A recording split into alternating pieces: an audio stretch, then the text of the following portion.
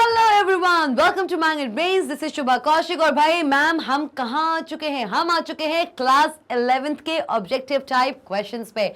जी हाँ भाई ma'am, class 11th बोल दिया आपने, निकल जाता है, कोई दिक्कत की बात नहीं है। Class 9 computer applications chapter number 11। जी हाँ, कोई टेंशन नहीं है, हो जाता है कभी कभार, कोई टेंशन नहीं भाई। क्लास 9 कंप्यूटर एप्लीकेशंस बहुत ही धमाकेदार रहा, वाकई बहुत धमाकेदार रहा। और कोड जिसका 165 है, यही कोड आपको क्लास 10th में भी यूज होने वाला है। ये बात भी आप बहुत अच्छे से जानते हो भाई। तो भाई अब बारी आ गई है किस चीज की कि भाई चैप्टर नंबर 11 जो इतना धुआंधार, इतना धांसू था कि इस चैप्टर को पढ़ाने में मुझे बहुत मजा आया है। सीरियसली मैं उम्मीद कर रही हूं कि मुझसे जुड़े हुए जितने भी स्टूडेंट्स हैं उनको भी इतना ही मजा आया है इस चैप्टर को पढ़ने में, क्योंकि इस एंटायर चैप्टर में हमने ऐसे ऐसे फीचर्स देखे हैं हमारे कैल्क सॉफ्टवेयर के जो बहुत ही ज्यादा एक्साइटिंग थे। जहां पर हमने डिस्कस किया एक पर्टिकुलर कैल्क सॉफ्टवेयर के अंदर हम किसी भी सेल डेटा पर अलग अलग फॉर्मेटिंग कैसे कर सकते हैं। Formatting related to number, formatting related to text, number formatting क्या होती है, टेक्स्ट फॉर्मेटिंग क्या होती है, ये सब चीजें हम बहुत ही डिटेल्ड मैनर में कंप्लीट कर चुके हैं। और तो और इससे भी ज्यादा मुझे अच्छा लगा है आपको चार्ट्स पढ़ाने में। जी हाँ, मेरा पर्सनल फेवरेट सेक्शन बन चुका है चार्ट्स, क्योंकि हम पढ़ चुके हैं 10 चार्ट्स के बारे में। आपके कोर्स में वैसे तो बहुत सारे चार्ट्स होते हैं कैल्क के अंदर, लेकिन आपको जो चार्ट्स पढ़ने हैं वो हैं आपके top 10 charts. What are those? एक बार रिवाइज कर ले, क्योंकि देखो चैप्टर खत्म तो हो गया है, फिनिश लाइन पे आ चुका है, क्योंकि अब हम ऑब्जेक्टिव टाइप क्वेश्चंस पे आ गए हैं। तो ये बताता है कि आपके चैप्टर के जो टॉपिक्स हैं कंप्लीट हो चुके हैं। तो भाई क्या क्या चार्ट्स थे हमारे? Area chart, bar chart, column chart, line chart, pie chart, और कौन सा था? Donut chart, X Y chart जिसको हम स्कैटर चार्ट भी कहते हैं, stock chart, column and line chart and net chart. ये हमारे टोटल 10 चार्ट्स थे जो हम अपने इस चैप्टर के अंदर कंप्लीट कर चुके। और मैं इसी के साथ साथ आपके लिए कुछ क्वेश्चंस ला रही हूं। हो सकता है वो क्वेश्चंस आपको पहले मिल जाए, हो सकता है इस सेशन के बाद मिले, लेकिन चार्ट्स पे क्वेश्चन बिल्कुल मिलेंगे, ये तो यथा सत्य बात है। और आप मुझे बोलोगे, खुद मुझे उस वीडियो के सेक्शन में बोलोगे कि हाँ मैम आपने जो बोला वो कर दिखाया, क्योंकि मैं चार्ट्स पे क्वेश्चन बिल्कुल बिल्कुल बिल्कुल लेकर आऊंगी। वो क्वेश्चंस जो आपको आपकी बुक में नहीं मिलेंगे, लेकिन चार्ट्स चीजों को या चार्ट्स का जो पूरा पूरा सेक्शन है उसको बहुत अच्छे से ढूंढने में आपकी बहुत हेल्प करने वाले हैं वो क्वेश्चंस। तो उन सेशन को भी या उस सेशन को भी मिस नहीं करना है। आज का सेशन भी हमारा येट एक्साइटिंग सेशन है, क्योंकि आज मैं लेकर आई हूं आप सबके लिए चैप्टर नंबर 11 के ऑब्जेक्टिव टाइप क्वेश्चंस। जितने भी ऑब्जेक्टिव टाइप क्वेश्चंस आपकी बुक्स में हैं वो सब यहां पे आज धुने जाएंगे। तो शुरुआत करते हैं। और भाई इससे पहले कि हम शुरुआत करें, आप सब जानते हैं magnetbrains.com लेकर आया है आप सबके लिए एक्साइटिंग कोर्सेज। जी हाँ, चाहे क्लास केजी हो या हो क्लास 12, हर क्लास को हमने यहाँ कवर किया हुआ है। ई बुक्स मिलेंगी आपको, ई बुक्स जो कि कंटेन करती हैं प्रीवियस ईयर्स के पेपर्स एंड सैंपल पेपर भी। और इतना ही नहीं है बंधु, हम आपके लिए लेके आए हैं ई नोट्स भी। जी, अभी magnetbrains.com पे चल रहा है बहुत ही एक्साइटिंग ऑफर। तो भैया इस वीडियो के एंड के बाद फटाफट जाइए ब्राउजर्स पे और टाइप कीजिए www.magnetbrains.com। वहां पे मिल रहा है आपको फ्लैट 10 नहीं 15% डिस्काउंट। जी हाँ, फ्लैट 15% डिस्काउंट मिल रहा है magnetbrains.com पे। आपके अपने magnetbrains.com पे ये ऑफर अगर मिस कर डाला तो भाई इतना अच्छा ऑफर फिर नहीं आने वाला। बिल्कुल सही बात है। तो इस वीडियो के एंड के बाद फटाफट से जाइए अपने ब्राउजर्स में और magnetbrains.com को जाके एक्सप्लोर कीजिए, ग्रैब कीजिए ई नोट्स को। और इसी के साथ साथ शुरुआत करते हैं हमारे आज के सेशन की। चलिए आइए, question number 1, Data represented in a worksheet can be easily understood by। एक पर्टिकुलर वर्कशीट में जो डेटा होता है, एक पर्टिकुलर वर्कशीट में जो डेटा होता है उसको हम इनमें से किस चीज में रिप्रेजेंट करें जिसकी हेल्प से वो डेटा और भी इजी तरीके से हम समझ सकें। यही लिखा हुआ है, data represented in a worksheet. एक डेटा जब एक वर्कशीट में रिप्रेजेंट होता है तो वो इनमें से किसके थ्रू रिप्रेजेंट किया जा सकता है। चलिए आइए, ऑप्शन नंबर ए। ऑप्शन नंबर ए कौन सा ऑप्शन है भाई? कौन सा ऑप्शन है? Data represented in a worksheet can be easily understood by option number A database, option number B letter, option number C chart या फिर option number D symbol। फटाफट से जाइए अपने कमेंट सेक्शन में और मुझे बताइए, क्योंकि मुझे आंसर्स आपकी तरफ से ही चाहिए है। इनमें से वो कौन सा ऑप्शन है जो हेल्प करता है किसी भी डेटा को एक वर्कशीट के अंदर इजीली रिप्रेजेंट होने में? ऑप्शन नंबर ए, बी, सी या डी। और अगर आप इसका करेक्ट आंसर जानते हैं तो आप सबको पता है आपको क्या करना है। कमेंट सेक्शन में जाइए और आंसर को पिन कीजिए क्वेश्चन के साथ। आप कैसे आंसर लिखेंगे? आप अपना आंसर लिखेंगे question number 1 and your correct answer. जो भी आपका करेक्ट आंसर है आप इस तरीके से अपने कमेंट सेक्शन में मेंशन कर सकते हैं, क्योंकि इस वीडियो के एंड के बाद मैं चेक करने वाली हूं आपका कमेंट सेक्शन, और जिस बच्चे ने भी इसका करेक्ट आंसर दिया उसका नाम होगा शाउट आउट। ये बिल्कुल यथासत्य बात है भाई। चलो भाई, तो क्या होगा इसका करेक्ट आंसर देख लेते हैं। Obviously it is option number C. जी हाँ, एक वर्कशीट के अंदर आप किसी भी डेटा को एक चार्ट के रूप में इजीली रिप्रेजेंट कर सकते हो। मैंने आपको क्या बताया था? चार्ट। चार्ट क्या होता है? चार्ट एक ऐसा प्रोसेस है, एक ऐसा फिनोमिनन है जो आपके बोरिंग से कैल्क सॉफ्टवेयर में या बोरिंग से डेटा को एक पर्टिकुलर सेल में रिप्रेजेंट करने से अच्छा है कि आप उसको डायग्रामेटिक वे में रिप्रेजेंट करें। सेल में स्टोर्ड एक बोरिंग से डेटा को, ब्लेंडेड डेटा को एक और अच्छे डायग्रामेटिक वे में रिप्रेजेंट करने के लिए या कराने के लिए हम चार्ट्स का इस्तेमाल करते हैं। सो the correct answer is chart. और चार्ट में जो भी डेटा रिप्रेजेंट होता है ना, वो और भी ज्यादा अच्छी तरीके से अंडरस्टैंडेबल फॉर्मेट में रिप्रेजेंट होता है। बहुत अच्छी तरीके से हम उसको अंडरस्टैंड कर सकते हैं। आइए क्वेश्चन नंबर 2 की तरफ चलिए देखें। Which one of the following charts generated from a football statistics spreadsheet could compare the performance of the team from year to year? देखो भाई, बहुत ही सिंपल क्वेश्चन है, लेकिन इसको जबरदस्ती कॉम्प्लेक्स बनाया गया है। कोई भी एक नॉर्मल एवरेज बच्चा होगा तो वो इस पहले क्वेश्चन को देख के ही घबरा जाएगा कि ये बोलना क्या चाह रहा है। वो क्या बोल रहा है? इनमें से वो कौन सा चार्ट है जो जनरेट करेगा एक फुटबॉल स्टैटिस्टिक्स स्प्रेडशीट को? एक फुटबॉल का स्टैटिस्टिक्स स्प्रेडशीट जो है वो पहले से मेंटेन्ड है। मतलब एक स्प्रेडशीट के अंदर फुटबॉल जो गेम है उसका कुछ स्टैटिस्टिक्स रिकॉर्ड या कुछ रिकॉर्ड पहले से मेंटेन्ड है। इनमें से वो कौन सा आपका चार्ट है जो उस पर्टिकुलर रिकॉर्ड को कैसे रिप्रेजेंट कर सकता है? इनमें से वो कौन सा चार्ट है जो बेस्ट रिप्रेजेंट करेगा उस फुटबॉल के रिकॉर्ड को फ्रॉम ईयर टू ईयर? मतलब ऐसा हो सकता है कि कोई भी हमारे पास एक वर्कशीट दिया हुआ है। इस वर्कशीट के अंदर फुटबॉल से रिलेटेड कुछ रिकॉर्ड है, ईयर टू ईयर रिकॉर्ड है। मतलब 2010 में क्या स्टेटस था, अलग अलग ईयर्स का कुछ रिकॉर्ड दिया हुआ है। ठीक है मैम, समझ गए बात हम समझ गए हैं। ठीक है, आइए, कोई समस्या की बात नहीं।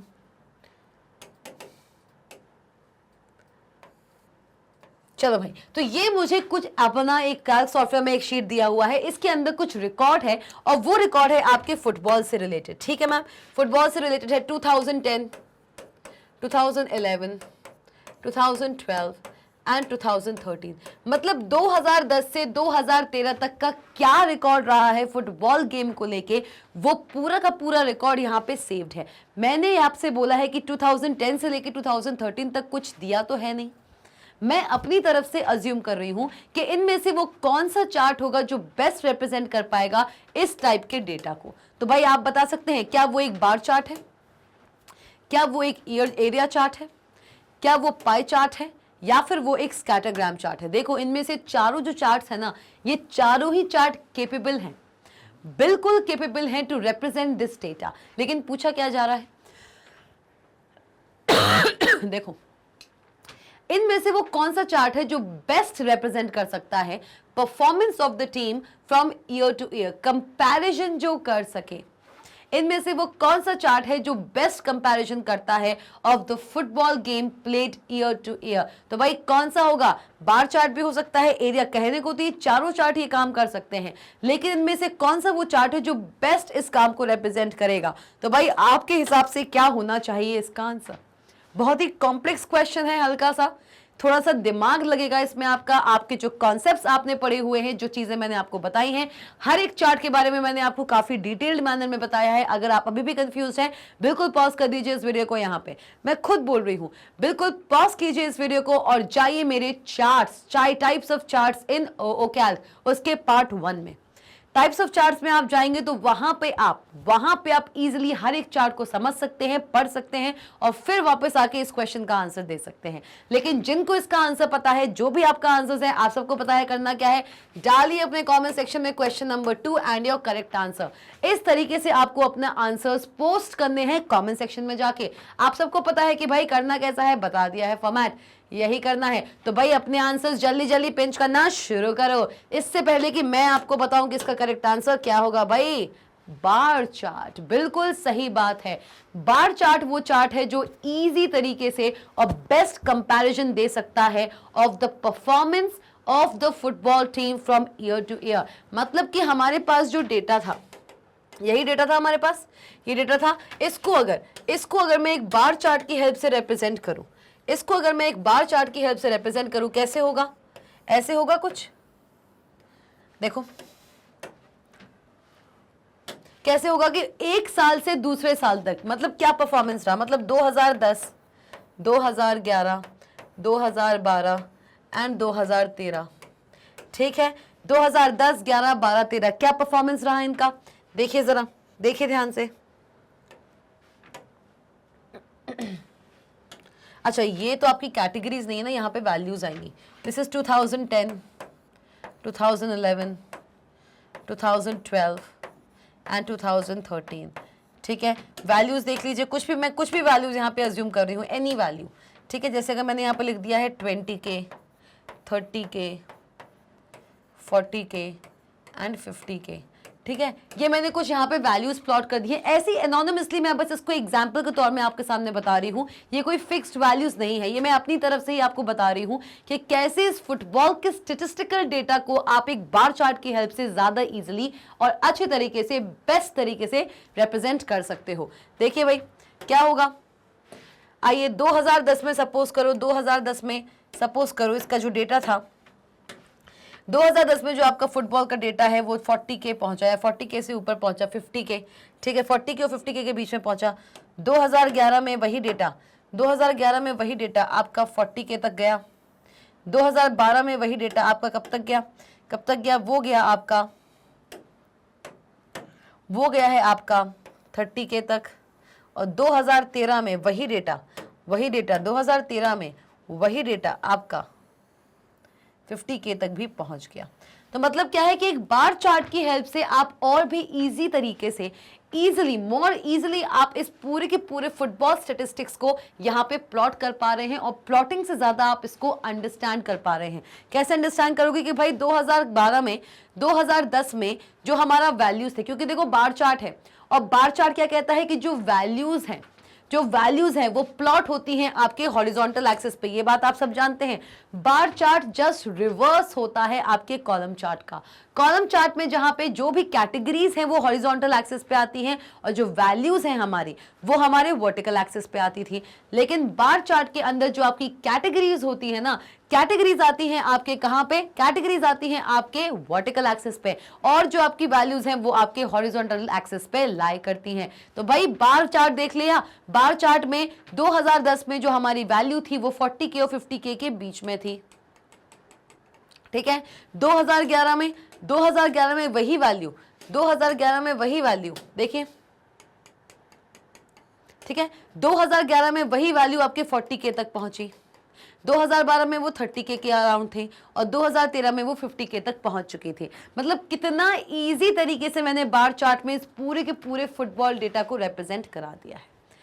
क्लियर हुआ? चलिए आइए आगे बढ़े। So the correct answer to this question is option number A. और जिन स्टूडेंट्स ने भी इसका ऑप्शन नंबर ए आंसर दिया है, कंग्रेचुलेशंस, आपको चार्ट्स क्लियर हो चुके हैं, ये बात मुझे समझ आ गई है। आइए, काफी हद तक आपको ये चीज क्लियर हो चुकी है। आइए भाई क्वेश्चन नंबर 3 की तरफ बढ़ते हैं। Which chart will show the direction of change in numbers over a period of time by connecting the data points? सबसे पहले कि आप इस क्वेश्चन को देख के चकरा जाओ, एक चीज इसमें नोटिस करो, क्या बोला है? कनेक्ट करना है डेटा पॉइंट्स को। क्या करना है? कनेक्ट करना है डेटा पॉइंट्स को। और आप जानते हो कि कनेक्शन सिर्फ और सिर्फ 2 चार्ट्स में ही हो पाता है। पहला कौन सा है? ऐसे चार्ट जहां पे आप अलग अलग डेटा पॉइंट्स को कनेक्ट करते हो। पहला कौन सा है? आपका लाइन चार्ट है कि नहीं बाबा? है कि नहीं बाबा? बता दो जल्दी से। लाइन चार्ट में आप अलग अलग डेटा पॉइंट्स को आपस में एक लाइन बना के कनेक्ट करते हो। और दूसरा आता है आपका कौन सा भाई? दूसरा आता है आपका नेट चार्ट। नेट चार्ट में भी आप सेम काम करते हो। देख लो ध्यान से, देखो ध्यान से, बड़े ध्यान से देखना। ये मेरे पास दिया हुआ है, ठीक है, और यहाँ पे मैं कोई भी पॉइंट्स बना रही हूँ। ये मैंने पॉइंट्स बना दिए, ठीक है, और इन पॉइंट्स को मैं अब कनेक्ट करा रही हूँ। देखिए, लाइन चार्ट में ही आप कनेक्ट कराते हो अलग अलग पॉइंट्स को, कराते हो। देखो ध्यान से, देखो जल्दी से, यही दिख रहा है? दिख रहा है कि नहीं दिख रहा है? देखो, यही दिख रहा है। ये है आपका एक लाइन चार्ट या फिर एक लाइन ग्राफ। और आता है बात आपके नेट ग्राफ की। नेट ग्राफ में क्या होता है? नेट ग्राफ में क्या होता है? नेट ग्राफ आप कैसे बनाते हैं? कुछ इस तरीके से बनाते हैं। अलग अलग आपको एलियासेस दिए रहते हैं, अलग अलग आपको एलियासेस दिए रहते हैं। यहाँ पे ना ही एक्स कोऑर्डिनेट का कोई रोल है, ना ही वाई कोऑर्डिनेट का कोई रोल है। सिंपल आपके डेटा पॉइंट्स होंगे और इन डेटा पॉइंट्स को आप आपस में कनेक्ट करते हो। हर डेटा पॉइंट दूसरे डेटा पॉइंट से कनेक्टेड होगा, हर डेटा पॉइंट किसी दूसरे डेटा पॉइंट से कनेक्टेड होगा। देखो जरा, देखो ध्यान से।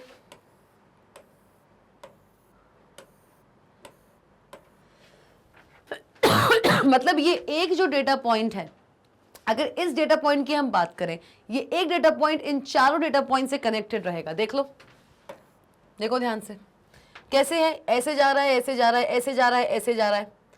जा रहा है कि नहीं जा रहा है भाई? जा रहा है कि नहीं जा रहा है भाई? देख लो, अलग अलग तरीके से ये कनेक्टेड है। तो ये हमारा एक नेट चार्ट है। तो मतलब सबसे पहले कि आप इस क्वेश्चन को आगे पढ़ें, फर्दर पढ़ें, क्वेश्चन को देख के घबराने की जरूरत नहीं है। सिर्फ इतना देखें कि इसमें हमें एक ऐसी चीज ढूंढनी है जो हमें आंसर तक लेके जाएगी। भाई वो कौन सा चार्ट है जो शो करता है डायरेक्शन ऑफ चेंज? क्या शो करना? चेंज का डायरेक्शन। चेंज डायरेक्शन मतलब कि भाई अगर अभी ये 1 था, आगे चल के ये 5 हो गया। चेंज ही तो है कि 1 से बढ़ के 5 हो गई वैल्यू। तो वो कौन सा चार्ट है जो आपको शो करेगा direction of change in numbers? किसमें? नंबर से। मतलब यहाँ 1 है, 5 है, 6 है, 7 है। Over a period of time, यहाँ पे आप टाइम एक्सपेंशन कर दो। बाय कनेक्टिंग डेटा पॉइंट्स, अलग अलग डेटा पॉइंट्स को आप कनेक्ट करेंगे। तो भाई ये जो यहाँ पे लिया हुआ था, इस चीज ने ही मुझे आंसर दे दिया। भाई नेट तो कहीं लिखा हुआ नहीं है। 2 ही चार्ट्स ऐसे हैं out of the given 10 charts जहां पे डेटा पॉइंट्स को, अलग अलग डेटा पॉइंट्स को आप कनेक्ट करते हो। सबसे पहला है आपका लाइन चार्ट और दूसरा है आपका नेट चार्ट। तो नेट चार्ट तो यहाँ पे दिया हुआ है नहीं, नेट चार्ट तो यहाँ पे दिया हुआ है नहीं, लेकिन दिया हुआ क्या है? दिया हुआ है आपका लाइन चार्ट। तो करेक्ट आंसर क्या होगा? करेक्ट आंसर होगा आपका option number B, that is line chart. Line chart ही वो चार्ट है जहां पे आप अलग अलग डेटा पॉइंट्स को आपस में कनेक्ट करते हैं टू शो द इंक्रीज और decrease in the data values over a period of time. Clear? चलिए आगे बढ़ लें क्या? आगे बढ़ लें, आइए भाई बढ़ते हैं क्वेश्चन नंबर 4 की तरफ। आ जाइए। Okay, which chart can track and compare measurements such as temperature and show trends and comparisons? इनमें से वो कौन सा चार्ट है? क्या बोल रहे हैं? इनमें से वो कौन सा चार्ट है जो क्या कर सकता है? जो क्या कर सकता है? जो ट्रैक कर सकता है और कंपेयर करा सकता है। जो ट्रैक भी कर सकता है और जो कंपेयर करा सकता है मेजरमेंट्स को। किसको भाई लोग? किसको? मेजरमेंट्स को। मेजरमेंट्स क्या होते हैं? केजी, लीटर, है ना, degree Fahrenheit, degree Celsius, power, ये जितनी भी हैं ये सारे के सारे हमारी मेजरमेंट यूनिट्स होती हैं। Metre, millimetre, kilometres, litre, KG, gram, ये सारी की सारी हमारी मेजरमेंट यूनिट्स होती हैं। ठीक है मैम? तो इनमें से वो कौन सा चार्ट है जो ट्रैक कर सकता है एज वेल एज कंपेयर करा सकता है इन सारी की सारी मेजरमेंट यूनिट्स को, सच एज टेम्परेचर? और टेम्परेचर में हमारी कौन कौन सी मेजरमेंट यूनिट्स आती हैं? जानते हो क्या? टेम्परेचर की 2 ऐसी यूनिट्स हैं जो आप बहुत फ्रीक्वेंटली डील करते हैं जिन यूनिट से, और अगर आपने अभी तक नहीं किया है तो मोस्ट प्रोबेबली आप अपनी upcoming class that is class 10th में इन दोनों ही यूनिट्स को आसानी से पढ़ने वाले हैं। बिल्कुल मिलेगा। टेम्परेचर की होती हैं 2 यूनिट्स। कौन सी होती हैं भाई? एक होता है डिग्री फ़ारेनहाइट और एक होता है डिग्री सेल्सियस। यही होता है। टेम्परेचर की 2 यूनिट्स होती हैं। तो भाई इनमें से वो कौन सा चार्ट है जो ट्रैक भी कर सकता है, ट्रैक तो करेगा ही करेगा, कंपैरिजन भी कराता है बहुत सारी मेजरमेंट यूनिट्स के बीच। जैसे कि एग्जांपल के तौर पे हमको टेम्परेचर दिया हुआ है and show the trends and comparison. कौन सा चार्ट है भाई, बता दो, bar chart, line chart, pie chart and scattergram. भाई एक बात बताओ मुझे, ट्रैक करना है, ठीक है, ट्रैक करना है और कंपेयर करना है मेजरमेंट यूनिट्स को, तो भाई ट्रैकिंग की अगर हम बात करें, ट्रैकिंग की अगर हम बात करें तो पाई इसके खेल में आ सकता है। अलग अलग मेजरमेंट यूनिट्स, अलग अलग टेम्परेचर, कितना कैसा क्या, किस रीजन का क्या टेम्परेचर है उसको ट्रैक करना और पाई चार्ट की हेल्प से अलग अलग रीजन के टेम्परेचर्स को कंपेयर कराना, पाई चार्ट की हेल्प से हो सकता है। तो भाई ये चीज लाइन चार्ट की हेल्प से भी हो सकती है। लाइन चार्ट की हेल्प से आप बता सकते हैं कि अलग अलग जगह पे अलग अलग टेम्परेचर्स क्या क्या थे, ये भी हो सकता है। स्कैटरग्राम भी इस्तेमाल हो सकता है, स्कैटरग्राम भी इस्तेमाल हो सकता है। स्कैटरग्राम कैसे बनता है, कैसे बनता है स्कैटरग्राम? भाई अगर हम कभी भी स्कैटरग्राम बनाने की कोशिश करते हैं, स्कैटरग्राम बनाने की कोशिश करते हैं तो कैसे बनता है स्कैटरग्राम? स्कैटरग्राम कह लो या कह लो एक्स वाई चार्ट, भाई चाहे आप इसको स्कैटरग्राम कह लीजिए या कह लीजिए एक्स वाई चार्ट, एक ही बात है। आइए 0 1 2 3 4 और यहाँ पे लिख दिया मैंने एक्स कोऑर्डिनेट और यहाँ पे लिख दिया मैंने वाई कोऑर्डिनेट, ठीक है। हम क्या करते हैं, यहाँ पे बनाएंगे हम ग्रिड लाइंस। क्या बनाते हैं हम, यहाँ पे बनाएंगे ग्रिड लाइंस, ठीक है मैम, हमने ग्रिड लाइन बना दिए। अब ग्रिड लाइन बनाने के बाद, या ग्रिड लाइन ना बनाएं, ग्रिड लाइन नहीं बनाते हैं, रुकिए, ग्रिड लाइंस हम यहाँ पे नहीं बनाते हैं, हम यहाँ पे करते हैं क्या, हम यहाँ पे सीधे सीधे कोऑर्डिनेट्स यहाँ पे प्लॉट करते हैं। भाई दोनों ही एक्सिस पे आपको वैल्यूज देखने को मिलेंगी। एक्स वाई स्कैटर चार्ट एक ऐसा चार्ट होता है जिसको हम स्कैटरग्राम चार्ट भी कहते हैं, जहां पे दोनों ही एक्सिस में आपको कैटेगरीज कहीं नहीं मिलती हैं, सिर्फ और सिर्फ आपको वैल्यूज देखने को मिलती हैं। आप उनको यहाँ पे कोऑर्डिनेट्स फाइंड आउट करते हो। क्या फाइंड आउट करते हो आप? कोऑर्डिनेट्स फाइंड आउट करते हो। जैसे कि ये ऐसा होगा, ये एक वैल्यू हो गई, ये एक वैल्यू हो गई, है ना, ये एक वैल्यू हो गई, और फिर इन तीनों ही वैल्यूज के बीच में से आप एक लाइन लेके चले जाते हो। यही होता है, यही होता है कि नहीं होता है? थोड़ी सी टेढ़ी हो गई ये लाइन, लेके चलो देख लेते हैं। यही चलता है भाई, यही चलता है भाई लोग, यही चलता है। तो भाई हो क्या रहा है, हो ये रहा है कि भाई ट्रैक तो करना ही करना है, कंपेयर भी कराना है हमें measurement such as temperature and show the trends and comparison. तो एक्स वाई ग्राफ तो नहीं होगा, स्कैटरग्राम तो मेरे ख्याल से नहीं होना चाहिए। अब लाइन भी हो सकता है, पाई भी हो सकता है और बार भी हो सकता है। तो चलिए देखते हैं कौन सा होगा इसका करेक्ट आंसर। इसका करेक्ट आंसर है लाइन ग्राफ। बहुत अच्छी बात है, बिल्कुल सही बात है। लाइन ग्राफ ही वो ग्राफ होता है। देखो बार ग्राफ जो होता है, आप चाहते तो इसमें बार ग्राफ भी लिख सकते थे, पाई चार्ट भी लिख सकते थे, लेकिन बार चार्ट और पाई चार्ट दोनों ही ऐसे चार्ट हैं जो कंपैरिजन्स तो कराते हैं लेकिन ट्रैकिंग नहीं हो पाती है किसी भी चीज की। लाइन चार्ट एक ऐसा चार्ट है जहां पे कंपैरिजन तो हो रहा है, लेकिन एक लाइन की हेल्प से आप ट्रैक भी कर सकते हैं कि आपके टेम्परेचर में ओवरऑल कितना फॉल आ रहा है या कितना इंक्रीमेंट आ रहा है। देख लो ध्यान से, देखो मैं बात कर रही हूं किसी एक पर्टिकुलर सिटी की। चलो मैं बात कर रही हूं किसकी, दिल्ली की। मैं यहां पे दिल्ली की बात कर रही हूं। दिल्ली में 2011, 2012, 2013 3 साल का टेम्परेचर रेशियो या टेम्परेचर इंडेक्स हम यहाँ पे देखने वाले हैं। मैं एक एग्जाम्पल ले रही हूँ, बस एक एग्जाम्पल के तौर पे मैं आपको समझाने की कोशिश कर रही हूँ कि कैसे एक लाइन चार्ट किसी भी मेजरमेंट को ट्रैक और कंपेयर करने में सबसे बेस्ट चार्ट की तरह उभरता है। आइए बात करेंगे, ये होता है हमारा origin. Obviously X and Y जहां पे इंटरसेक्ट करते हैं वहां पे हमारा ओरिजिन आ जाता है, दैट मीन 0 आता है। आइए आगे बढ़े, आगे बढ़ते हैं। 0, 10, 20, 30, 20, 30, 40 भी ले लें क्या? चलिए भाई 40 भी ले लेते हैं। आइए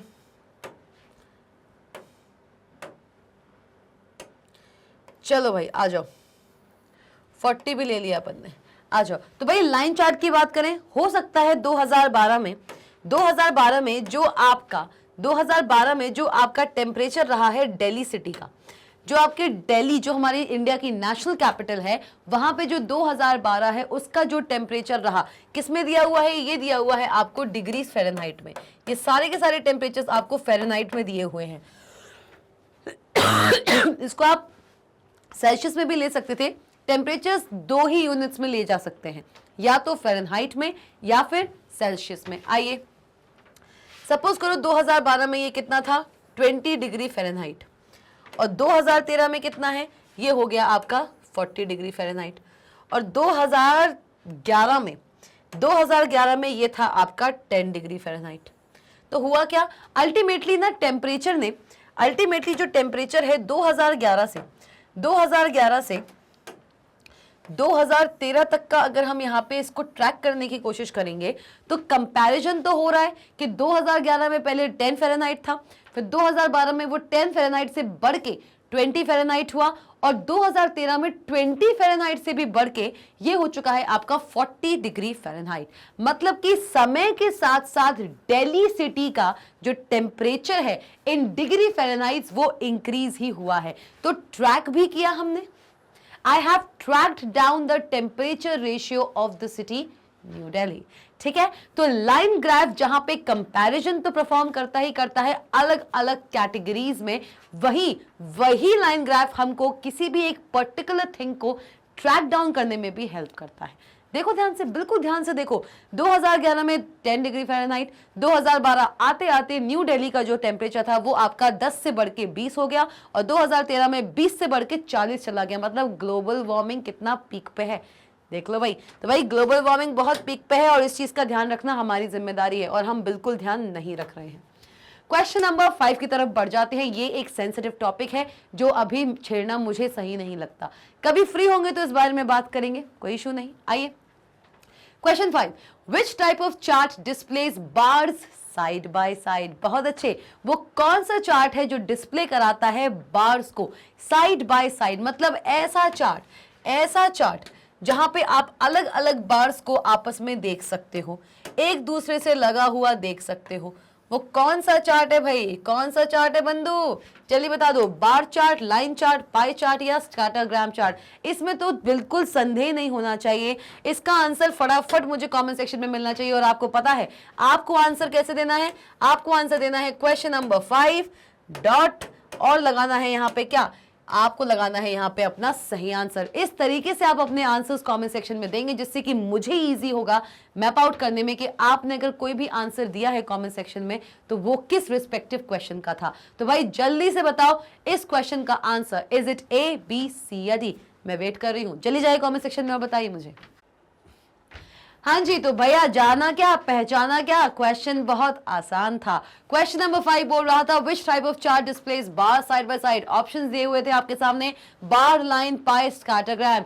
बहुत ही ऑब्वियस है, लाइन चार्ट तो बार कभी दिखाएगा नहीं, पाई चार्ट में बार का सवाल ही नहीं उठता, और स्कैटरग्राम में तो भाई कोऑर्डिनेट्स मिलाने हैं, पॉइंट। बार कहां से आ गया? सो correct answer is bar chart. बिल्कुल सही बात है भाई, बिल्कुल सही बात है। बच्चे होशियार हो गए हैं। Obviously the correct answer is option number ए। चलिए बढ़ते हैं नेक्स्ट क्वेश्चन की तरफ। आइए question number 6, which chart generated from spreadsheet data would compare values that represents parts of a whole? बहुत ही अमेजिंग क्वेश्चन है। क्वेश्चन को बड़े ध्यान से पढ़ने की आवश्यकता है। ये क्वेश्चन अगर आपने ध्यान से पढ़ा तो एक बार में आंसर आएगा, और अगर इस क्वेश्चन को देख के कंफ्यूज आ गए ना तो ये आंसर कभी नहीं मिलने वाला। देखो बड़ा इस क्वेश्चन को, वो कौन सा चार्ट है जो आप एक स्प्रेडशीट प्रोग्राम में जनरेट करते हैं, और वो चार्ट क्या करता है? पूरे में से पूरी चीज को पार्ट्स में रिप्रेजेंट करता है। किस में रिप्रेजेंट करता है? अलग अलग पार्ट्स में। मतलब अगर आपके पास एक्स चीज है, एक पूरा होल है, होल आपके पास अगर एक्स है, तो वो कौन सा चार्ट होगा जो इस एक्स को X by 4, X by 4, X by 4 या फिर x बाय 4 ऐसे रिप्रेजेंट करने की काबिलियत रखेगा। ये मैं अपनी तरफ से एक एग्जाम्पल दे रही हूं। x को हमेशा x by 4, x by 4, x by 4 और x बाय 4 में ही तोड़ा जाए, ये जरूरी नहीं है। आप इसको कितने भी फॉर्मेट्स में तोड़ सकते हैं, लेकिन इनमें से वो कौन सा चार्ट है जो इस चीज को करने की ताकत रखता है? Option number A bar, option number B line, option number C pie and option number D scattergram. अगर ये चार्ट्स आपने अच्छे से पढ़े हैं ना मुझसे, अगर आपने मेरी वीडियो को बहुत अच्छी तरीके से देखा है, उसको अच्छे से फोकस तरीके से सुना है, समझा है, तो इसका आंसर आपने एक बार में पहचान लिया होगा। और अगर पहचान लिया है ना तो कमेंट सेक्शन में जाओ और लिखो भाई क्वेश्चन नंबर 6 का मैम ये है करेक्ट आंसर। चली जाइए कमेंट सेक्शन में और लिखिए, क्योंकि मैं उम्मीद करती हूं कि आपको इसका आंसर समझ आ गया होगा। और जिन लोगों ने मेरे प्रीवियस वीडियोस नहीं देखे हैं तो भाई कुछ भी कर लोगे तो इसका आंसर नहीं आएगा। तभी मैं बोलती हूं कि भाई जिस भी सेशन को अटेंड करो उसका प्रीवियस वीडियो देखकर अटेंड करो। आ जाओ भाई, लाइन चार्ट तो होगा नहीं, लाइन चार्ट सिर्फ और सिर्फ करंट ईयर पे या करंट टाइम को ही रिप्रेजेंट करता है इन फॉर्म ऑफ डॉट, ठीक है। बार चार्ट भी नहीं होगा। पूरे के पूरे सिनारियो को पार्ट्स में रिप्रेजेंट करने की शक्ति अगर किसी के पास है तो वो भाई सिर्फ एक ही है, एक ही है, और वो है हमारा पाई चार्ट। भाई क्वेश्चंस भी करे हुए हैं इस पे। पाई चार्ट क्या बोलता है कि भाई पूरा का पूरा पाई चार्ट अगर ये 100 लोगों को रिप्रेजेंट कर रहा है, पूरे पाई चार्ट में, पूरे पाई चार्ट में अगर मुझे 100 यूजर्स को रिप्रेजेंट करना है, कितने यूजर्स को भाई, अगर मुझे पूरे पाई चार्ट में 100 यूजर्स को रिप्रेजेंट करना है, 100 यूजर्स को रिप्रेजेंट करना है, तो इन 100 यूजर्स को मैं अलग अलग पार्ट्स में यहां तोड़ के रिप्रेजेंट कर सकती हूं। कैसे कर सकती हूं, देख लो भाई, ये मेरा सेंट्रल है, ये मेरा सेंट्रल पॉइंट है भाई, ये मेरा सेंट्रल पॉइंट है, ठीक है। अब इस सेंट्रल पॉइंट से 100 यूजर्स को मैं यहां से रिप्रेजेंट करना शुरू करूंगी। सपोज कर दो 100 में से जो 50 यूजर्स हैं, 100 में से जो 50 यूजर्स हैं, मतलब कौन से, मतलब कौन से, इतने, आधे, कितने, आधे, आधे जो यूजर्स हैं वो आपके कहां से हैं, आधे जो यूजर्स हैं वो आपके उत्तर प्रदेश से हैं। बस इमेजिन कर लो, कोई ऐसी चिंता की बात नहीं। और आपके 50 में से जो 30 यूजर्स हैं, 100 में से जो 30 यूजर्स हैं वो कहां से हैं, 30 यूजर्स आपके दिल्ली से हैं, ठीक है, हो गया। अब बचे कितने हैं, बचे कितने हैं, बचे हैं मेरे पास कितने, 20 यूजर्स, मतलब कि कितने, 50, 80, 90, 100। तो एक काम करते हैं, 100 ना करके इसको हम कर लेते हैं 120।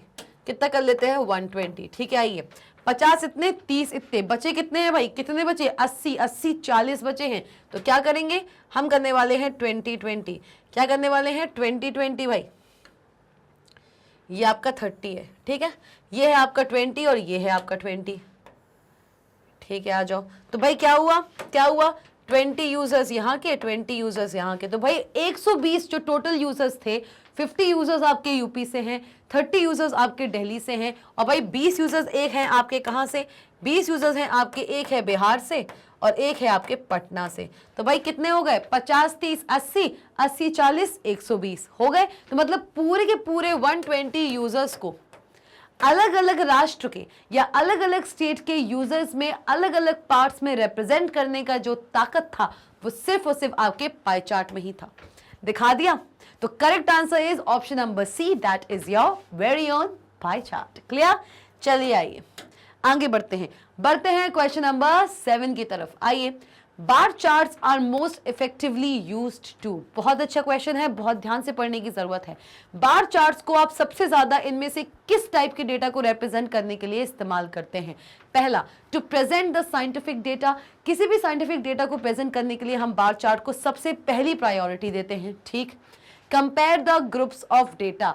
अलग अलग डेटा के ग्रुप्स के बीच में अगर मुझे कंपैरिजन शो करना है तो उसके लिए हम बार चार्ट का इस्तेमाल करते हैं, ठीक है। Show parts of a whole. भाई ये तो आएगा ही नहीं, ये तो आएगा ही नहीं। पूरे के पूरी चीजों को अलग अलग पार्ट्स में दिखाने के लिए सिर्फ पाई चार्ट का इस्तेमाल किया जाता है। बार चार्ट तो सीन में आता ही नहीं है। Show activity of an item over a period of time. किसी एक सिंगल आइटम की समय के साथ साथ क्या चेंज आया है, किसी एक सिंगल आइटम में समय के साथ साथ क्या चेंज आया है, अगर वो मुझे दिखाना है तो मैं बार चार्ट का इस्तेमाल करती हूं। अब बता दो ये बात सही है कि नहीं है। ऑप्शन नंबर ए, बी या डी। मैंने सी ऑप्शन अपने आप ही यहां से कैंसिल आउट कर दिया क्योंकि ये ऑप्शन हम प्रीवियस क्वेश्चन में सॉर्ट आउट कर चुके हैं, इसलिए इसमें दिमाग लगाने की जरूरत नहीं थी। ऑप्शन नंबर ए, बी, सी या डी, या ए, बी या डी, मतलब एक बार चार्ट आप इन तीनों के लिए ही इस्तेमाल कर सकते हो वैसे, लेकिन इन तीनों में से वो कौन सा पॉइंट है जिसके लिए सबसे ज्यादा आप बार चार्ट को यूज करने की प्रायोरिटी दोगे। सबसे पहला, to present the scientific data कर सकते हो। To compare the groups of data, अलग अलग डेटा ग्रुप्स के बीच में अगर कंपैरिजन कराना है तो बार चार्ट को ही इस्तेमाल कराना है। या फिर last, definitely not the least, that is show activity of an item over a period of time. एक समय के साथ साथ एक आइटम में क्या चेंज आया है वो अगर मुझे दिखाना है तो हम किसका यूज करते हैं, बार चार्ट का। So correct answer according to you must be in which format. आपके हिसाब से क्या होगा इसका करेक्ट आंसर? जाइए जल्दी से अपने कमेंट सेक्शंस में और अपने आंसर्स को इस तरीके से पोस्ट कीजिए, क्योंकि मैं वाकई आपके आंसर्स का वेट कर रही हूं। आई am waiting for your answers. मैं चाहती हूं आपकी तरफ से मैक्सिमम टू मैक्सिमम इंटरेक्शन, क्योंकि जब आप इस क्लास में पार्टिसिपेट करेंगे तभी ये क्लास और भी ज्यादा एक्साइटिंग और मजेदार बनेगी। तो भाई देख लें क्या है इसका करेक्ट आंसर। अगर आपने इसका आंसर बता दिया है तो अच्छी बात है, और अगर नहीं बताया है तो हम तो हैं बताने के लिए। अलग अलग डेटा ग्रुप्स के बीच में कंपैरिजन दिखाने में हम बार चार्ट का सबसे ज्यादा इस्तेमाल करते हैं। Show activity of an item over a period of time, एक सिंगल आइटम की समय के साथ साथ क्या उसमें चेंजेस आए हैं ये दिखाने के लिए सबसे ज्यादा जो चार्ट यूज होता है वो होता है हमारा लाइन चार्ट। देखा था, अभी देखा था, दिल्ली जैसे शहर में 2010, 2011 और 2012 में टेम्परेचर में क्या क्या चेंजेस आया। एक particular activity, that was the temperature, समय के साथ साथ मतलब 2010, 11, 12 में कितनी उछाल या कितना गिरावट देखा, इस चीज के लिए हमने सबसे ज्यादा लाइन चार्ट को प्रेफरेंस दी, तो ये ऑप्शन भी चला गया। साइंटिफिक डेटा, केवल और केवल साइंटिफिक डेटा को दिखाने के लिए हम बार चार्ट का इस्तेमाल करें ये जरूरी नहीं। साइंटिफिक डेटा को हम कॉलम चार्ट या फिर एरिया चार्ट की हेल्प से भी अच्छे से रिप्रेजेंट कर सकते हैं, तो ये भी हो सकता है, इसको भी हम बार चार्ट से रिप्रेजेंट कर सकते हैं, लेकिन ये इतना इफेक्टिव नहीं है। तो करेक्ट आंसर इज अलग अलग डेटा ग्रुप्स को कंपेयर कराने के लिए हम बार चार्ट का इस्तेमाल सबसे पहले करना प्रेफर करते हैं। क्लियर हुआ? So the correct answer is option number B. आइए भाई क्वेश्चन नंबर 8 की तरफ। The chart that uses connecting dots, बहुत अच्छे। The chart that uses connecting dots to show changes over a period of time. भाई बिना किसी चीज के, बिना किसी मेहनत के मैं खुद ही इसका आंसर बता देती हूं, that is option number B. खत्म। कनेक्टिंग डॉट्स जहां आ गया, जहां पर भी आ गया, देखो ये ना क्वेश्चंस को सॉल्व करने की ट्रिक होती है। एग्जामिनेशन में अगर आपको ये ट्रिक्स आती है ना, आप अपना बहुत सा टाइम बचाते हो और नेक्स्ट क्वेश्चंस को वहां पे सॉल्व कर लेते हो। दूसरे बच्चों के कंपैरिजन आप यहां पे स्मार्ट वर्क करते हो। पूरे क्वेश्चन को पढ़ने की जरूरत नहीं है, सिर्फ दो चीजें देखने की जरूरत है। सबसे पहला कनेक्टिंग डॉट्स। हम सबको पता है कि हमारे एंटायर चार्ट में सिर्फ दो ही ऐसे चार्ट हैं जो अलग अलग डॉट्स को कनेक्ट करते हैं। कौन कौन से? या फिर तीन मान लीजिए, आप तीन भी मान सकते हैं, जैसे कि लाइन चार्ट, नेट चार्ट या फिर आपका X Y chart, that is scatter chart. क्योंकि अलग अलग कोऑर्डिनेट्स प्लॉट करते हैं, उनके बीच में हम लाइन खींच देते हैं, खींचना हो तो। लेकिन सबसे ज्यादा जो हमारा चार्ट यूज होता है for connecting points, that is the line chart. पहली चीज, पहले तो आपको ये देखना था और फिर देखना था आपको क्या, over a period of time समय के साथ साथ क्या बदलाव आया है किसी एक चीज में, ये बताता है सबसे ज्यादा आपको लाइन चार्ट। तो यहाँ पे स्कैटर ग्राफ भी नहीं आएगा। स्कैटर ग्राफ अलग अलग कोऑर्डिनेट्स को यहाँ पे प्लॉट कराता है, कनेक्ट जरूर करता है उन पॉइंट्स को, लेकिन अलग अलग कोऑर्डिनेट्स को वो प्लॉट कराता है। लेकिन समय के साथ साथ किसी एक चीज में क्या चेंज आया है, ये सिर्फ और सिर्फ आपका लाइन चार्ट बनाने में ही सक्षम है। So the correct answer is option number B, that is line chart. Okay, चलिए अब आगे बढ़ते हैं क्वेश्चन नंबर 9 की तरफ। आइए, What do you understand by formatting? अरे भाई बहुत ही लाजवाब क्वेश्चन। फॉर्मेटिंग से आप क्या समझते हैं? What do you understand by the term formatting? चलिए देखिए, वर्किंग इन एम्प्टी वर्कशीट, एक एम्प्टी वर्कशीट में काम करना फॉर्मेटिंग कहलाता है। अच्छा, एम्प्टिंग अ वर्कशीट, एक पूरी वर्कशीट को जो पहले से भरी हुई थी, उस पर कुछ ना कुछ काम हुआ था, उसको पूरा एम्प्टी करना भी फॉर्मेटिंग कहलाता है। अच्छा, generally arranging the data in a worksheet, एक वर्कशीट में जो स्टोर डेटा है उसको अरेंज करना किसी न किसी तरीके से, वो फॉर्मेटिंग कहलाता है। या फिर deleting the selected data from worksheet. Formatting की अगर हम बात करें तो इन चारों में से कौन सा ऑप्शन होगा कि एक वर्कशीट, एक एम्प्टी वर्कशीट फॉर्मेटिंग कहलाती है, एक वर्कशीट को एम्प्टी करना फॉर्मेटिंग कहलाता है, एक वर्कशीट में स्टोर्ड डेटा को किसी ना किसी तरीके से अरेंज करना, चाहे वो अलाइनमेंट हो उसका, चाहे कुछ भी हो, वो आपकी फॉर्मेटिंग कहलाती है। या फिर किसी एक सिलेक्टेड वर्कशीट से किसी सेल को या एंटायर वर्कशीट को डिलीट करना, ये फॉर्मेटिंग कहलाती है। क्या मानोगे आप? क्या होगा इसका करेक्ट आंसर, क्योंकि मैंने इन सारे पॉइंट्स को बहुत ही अच्छी तरीके से आपके सामने परोस के रख दिया है। आपको इसका आंसर पता चल जाना चाहिए, और अगर आपको पता चल गया है ना, आपको पता है आपको क्या करना है, कमेंट सेक्शन में जाइए और लिखिए question number 9 and the correct answer, and your correct answer according to you what will be the correct answer to this question number 9। Is it A, B, C या डी? देख लें क्या? जल्दी से बताइए इसका करेक्ट आंसर क्या होगा, तब तक मैं आपसे मिलती हूं। चलिए बताइए correct answer for question number 9, A, B, C या डी? चलिए जल्दी से, I am waiting for your comment.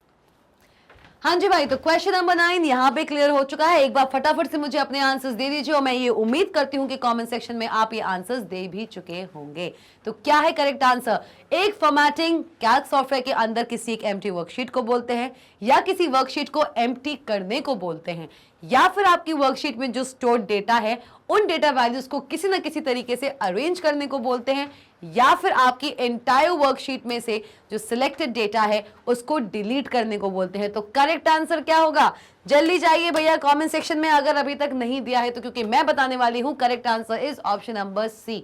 देखो, किसी भी वर्कशीट में सिलेक्टेड डेटा को डिलीट करना फॉर्मेटिंग है, किसी भी वर्कशीट को पूरी तरीके से एम्प्टी करना भी फॉर्मेटिंग है। लेकिन फॉर्मेटिंग सिर्फ यही नहीं है, समझो बात। किसी वर्कशीट को एम्प्टी करना मतलब किसी वर्कशीट के अंदर जो भी डेटा होगा, जो भी काम हुआ होगा, वो सारा का सारा डिलीट करना, एम्प्टी करना, ये फॉर्मेटिंग का पार्ट है। लेकिन क्वेश्चन क्या पूछता है कि आपके हिसाब से फॉर्मेटिंग क्या होती है? तो एक फॉर्मेटिंग कहलाता है generally arranging data in worksheet, अपने डेटा को किसी ना किसी तरीके से अरेंज करना। अब वो अरेंजमेंट, उस डेटा का डिलीशन भी हो सकता है, उस डेटा को एम्प्टी करना भी हो सकता है, उस डेटा पे कोई फॉन्ट कलर डालना, उसका बैकग्राउंड कलर डालना, उसके सेल का, उसको बोल्ड, इटैलिक, अंडरलाइन करना, या फिर उसके सेल के अंदर उसका अलाइनमेंट सेट करना। ये सारी की सारी चीजें फॉर्मेटिंग के अंदर आती हैं। तो फॉर्मेटिंग कहलाता है arranging the data in a worksheet. एक वर्कशीट में किसी डेटा को किसी न किसी तरीके से अरेंज करना ही तो फॉर्मेटिंग है। सिर्फ डिलीट कर देने से फॉर्मेटिंग हो जाती है? गलत। सिर्फ पूरी वर्कशीट को एम्प्टी करना फॉर्मेटिंग कहलाती है? गलत। क्लियर? तो correct answer is option number C. चलिए बढ़िया, आइए क्वेश्चन नंबर 10 की तरफ। To format the text in a worksheet which option will you select from the format menu? बहुत अच्छे, बहुत अच्छे, बहुत अच्छे। इनमें से कौन सा वो ऑप्शन है जिसको आप चूज करेंगे to format any text in a worksheet? भाई यहाँ पे टेक्स्ट फॉर्मेटिंग का कॉन्सेप्ट लग गया है। आपने मेरे से पढ़ा हुआ है टेक्स्ट फॉर्मेटिंग के बारे में। अगर आप नहीं जानते हैं टेक्स्ट फॉर्मेटिंग के बारे में तो भाई आप सबको पता है करना क्या है। जाइए वापस से हमारे उस सेशन में। लेकिन अब तो आ चुके हैं हम अपने एंटायर सेशन के लास्ट क्वेश्चन पे, तो अभी जाना नहीं बनता है। हाँ जी, मैं लेकर आई हूं आप सबके लिए class 9 computer applications chapter number 11 के ऑब्जेक्टिव टाइप क्वेश्चंस के टॉप 10 क्वेश्चंस। आगे के जो क्वेश्चंस हैं वो हम अपने नेक्स्ट सेशन में कंप्लीट करेंगे। भाई धीरज रखो, पेशेंस रखो। सारे के सारे क्वेश्चंस मैं अगर एक ही वीडियो में, एक ही सेशन में आपसे कंप्लीट करा दूंगी तो फिर आपका इंटरेस्ट कम हो जाएगा क्वेश्चंस में, मैं ये बात जानती हूं। इसलिए धीरे धीरे करके हर एक क्वेश्चन को हमें क्योंकि अच्छे से धुनना है। सिर्फ देखिए, मैं आपके सामने क्वेश्चंस लेके आऊं, उनके आपको करेक्ट आंसर्स बता दूं तो यही सेशन आपका 10 मिनट में कंप्लीट हो जाएगा। हाँ, मैं बता दूं, to format text in a worksheet which option will you select from the format menu? Correct answer इसका कॉलम है। चलो भाई आगे बढ़ते हैं, आगे बढ़ते हैं। हमारा एम क्या है कि इन क्वेश्चंस के थ्रू हम आपके जितने भी कॉन्सेप्ट्स हैं जो आपने पढ़े हुए हैं चैप्टर नंबर 11 में, उनको रिवाइज कराते हुए भी चलें। इसलिए मैं आपके लिए लिमिटेड नंबर ऑफ क्वेश्चंस अभी इस सेशन में लेकर आई हूं। तो भाई ये है हमारे इस सेशन का लास्ट क्वेश्चन। भाई बता दो जल्दी से, text formatting, to format a text in a worksheet Which option will you select from the format menu? Format menu में से इनमें से कौन से ऑप्शन को आप सिलेक्ट करोगे अपने सेल में या अपने पर्टिकुलर डेटा शीट में एक टेक्स्ट को फॉर्मेट करने के लिए? फॉर्मेट मेन्यू, भाई फॉर्मेट मेन्यू आ गया है। फॉर्मेट मेन्यू के अंदर आप जाके कौन सा ऐसा ऑप्शन चूज करते थे जिसकी हेल्प से आप आगे चल के टेक्स्ट फॉर्मेटिंग कर पाते थे? और टेक्स्ट फॉर्मेटिंग किस स्टेप से होता था, याद है? याद है, बिल्कुल याद होगा अगर आपने मेरी वीडियो बहुत अच्छे तरीके से देखी होगी। फॉर्मेट मेन्यू पे जाके फिर जाते थे हम किस पे? सेल्स पे। सेल्स पे जाते थे। सेल्स पे जाने के बाद हमारे सामने खुल के आता था फॉर्मेट सेल्स डायलॉग बॉक्स। उस फॉर्मेट सेल्स डायलॉग बॉक्स के अंदर हम जाते थे अलाइनमेंट में। किस में जाते थे भाई? किस में जाते थे? Format cells dialog box. Format cells dialog box खुल के आता था। इस डायलॉग बॉक्स के अंदर हम जाते थे किसके अंदर, हम जाते थे अलाइनमेंट ऑप्शन के अंदर, और अलाइनमेंट ऑप्शन के अंदर जाकर हम बहुत सारी टेक्स्ट फॉर्मेटिंग कर पा रहे थे अपने सेल में स्टोर्ड किसी भी टेक्स्ट वैल्यू पर।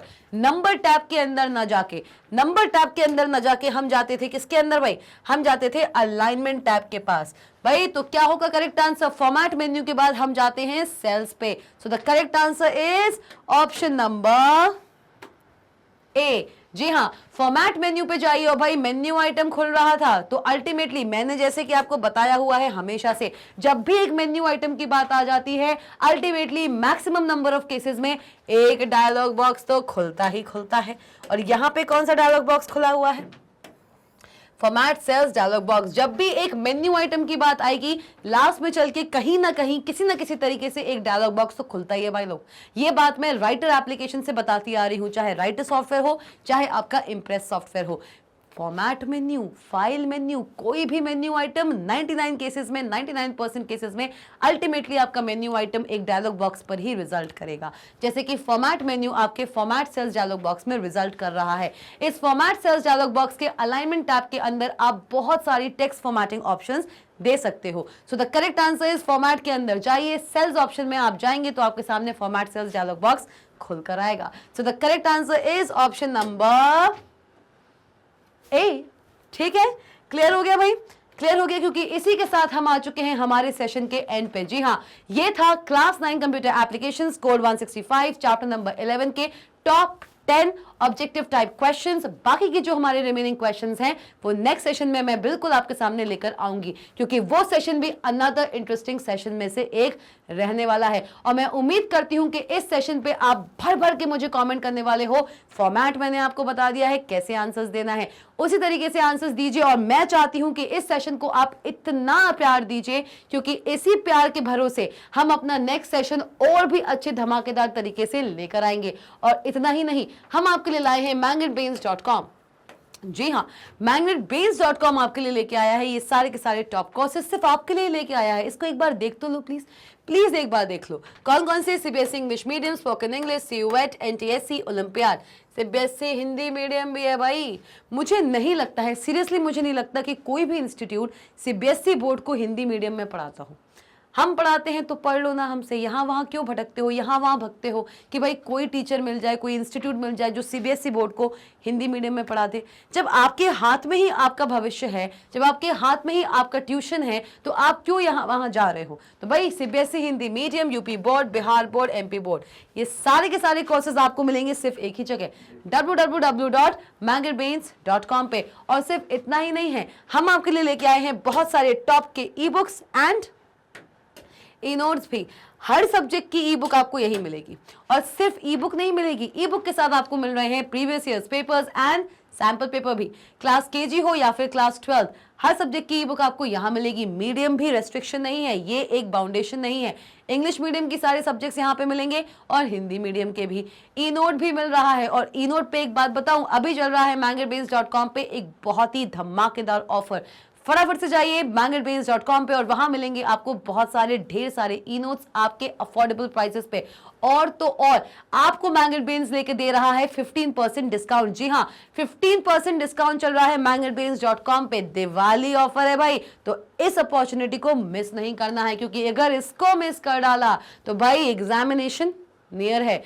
एग्जामिनेशन में फिर आपको परेशानी होगी। आप सोचोगे काश मैंने उस वक्त magnetbrains.com पर जाके उन ई नोट्स को परचेज कर लिया होता, तो शायद आज मैं एग्जामिनेशन में दूसरों से अच्छा परफॉर्म कर रहा होता। तो भाई इसी सोच के साथ मैं आपको बोलती हूं कि जल्दी से फटाफट से इस वीडियो को एंड करके ब्राउजर्स पे जाइए और www.magnetbrains.com पर जाकर अपनी क्लास स्पेसिफिक कोई भी ग्रैब कर सकते हैं, कोई भी ई नोट को आप। तो भाई पूरा का पूरा जो आपका कॉम्बिनेशन है आप वो भी ले सकते हो, सब्जेक्ट स्पेसिफिक ई नोट्स भी आपको मिल जाएंगे। लेकिन जाते जाते 3 चीज करते जाइए। सब्सक्राइब कीजिए magnetbrains के ऑफिशियल चैनल को, अगर अभी तक नहीं किया है, बेल आइकॉन दिख रहा है उसको प्रेस ही तो करना है, तो कर डालो जल्दी से। ऑल पे क्लिक कीजिए ताकि आप मिस ना कर सके एक भी क्वालिटी कंटेंट, चाहे वो किसी भी सब्जेक्ट का हो। लाइक कीजिए इस वीडियो को और बताइए कमेंट सेक्शन में अपने आंसर्स एज वेल एज कि ये सेशन आपको कितना इंटरेस्टिंग लगा। शेयर करना मत भूलना, 'cause शेयरिंग इज केयरिंग। मिलते हैं नेक्स्ट सेशन में, स्टे ट्यून्ड।